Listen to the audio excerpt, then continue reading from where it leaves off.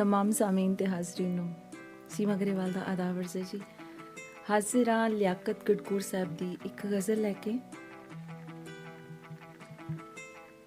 शायर साहब कहंदे ने कि उस बुलाया ए हद नहीं हो गई, उस बुलाया ए हद नहीं हो गई, मैं टरकाया ए हद नहीं हो गई, उस बुलाया ए हद नहीं हो गई, मैं टरकाया ए हद नहीं हो गई।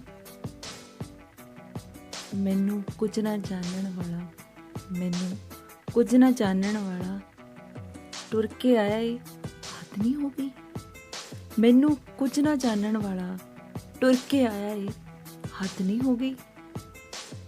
तोड़ के दिल जो मुड़ ना वेखे, तोड़ के दिल जो मुड़ ना वेखे, अज पछताया ए हद नहीं हो गई। दुश्मन मेरा लाश मेरी ते रज कुरलाया ए हद नहीं हो गई। वाह नू इट्टां मारन वाले गल नाल लाया ए हद नहीं हो गई। आंदा ए हुण गढ़कूर ही मेरा, आंदा ए हुण गढ़कूर ही मेरा, कुल सरमाया ए हद नहीं हो गई, हद नहीं हो गई, हद नहीं हो गई।